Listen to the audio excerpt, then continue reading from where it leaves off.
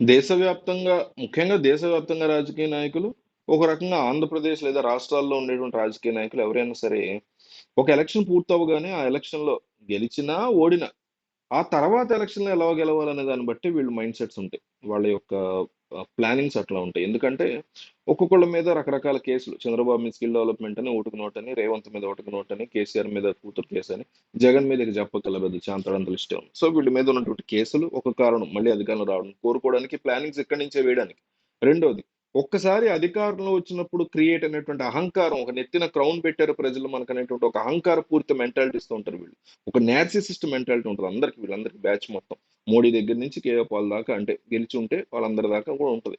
So ఇది కోల్పోవడం ఇష్టం ఉండదు వాళ్ళకి. సో అందువల్ల 2029కి టార్గెట్‌గా ఇప్పటి నుంచే పావులు కదుపుతా ఉంటారు. మోడీ గాని, రాహుల్ గాంధీ గాని, జగన్ గాని, చంద్రబాబు గాని, కేసీఆర్ గాని, రేవంత్ గాని ఈ బ్యాచ్ అంతా దేశవ్యాప్తంగా.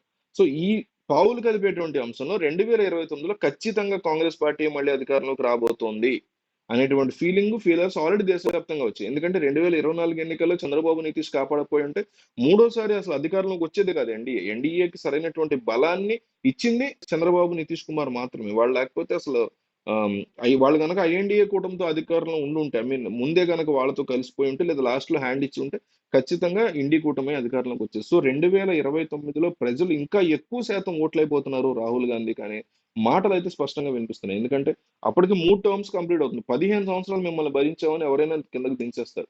ఆ ప్లేస్‌లో రాహుల్ గాంధీ ఉన్నా, ఎంత తోపు మహాత్మా గాంధీ లాంటోడొచ్చి 15 సంవత్సరాలు పాలించినా కూడా దించేస్తారు. ఎందుకంటే యాంటీ ఇంక్యుబెన్సీ అనేది చాలా ఈజీగా బిల్డ్ అవుతుంది. 15 సంవత్సరాలు 3 టర్మ్స్ అంటే చాలా ఎక్కువ. నిజంగా నాలుగోసారి వస్తే మాత్రం దండం పెట్టియచ్చు మోడీ గాళ్ళకి. సో అందులో డౌట్ లేదు. అయితే ఈ రకమైనటువంటి సిట్యుయేషన్స్‌లో 2029లో జగన్ మా వైపే ఉండాలి ఆ టైంలో. ఇట్లాంటి సిట్యుయేషన్ వస్తే ఏపీలో కూడా రాజకీయాలు తమిళనాడు తరహా వస్తున్నాయి కాబట్టి ఒకసారి కంప్లీట్ మెజారిటీ అటొస్తే, ఒకసారి కంప్లీట్ మెజారిటీ ఇటొస్తుంది కాబట్టి 29లో చంద్రబాబుతో అన్నా వెళ్ళాలి, జగన్‌తో అన్నా వెళ్ళాలి. చంద్రబాబు ఆల్రెడీ ఎన్‌డీతో ఉన్నారు కాబట్టి ఇప్పటికిప్పుడు రాలేరు కాబట్టి ఇప్పటి నుంచి జగన్‌తో ట్రావెల్ చేస్తే గనక గతంలో చేసిన తప్పులకి క్షమించమనో ఇంకొకటి ఒక మీటింగ్ పెట్టుకొని కంక్లూడ్ చేసేసుకొని సొల్యూషన్ తీసుకొచ్చేసి ముందుకెళ్తే 2029లో గెలిచే టైంలో ఇట్లాంటి సిట్యుయేషన్ మొన్న ఎన్డీఏకి వచ్చిన ప్రభుత్వానికి వచ్చిన సిట్యుయేషన్ వస్తే జగనే మనల్ని కాపాడతాడు.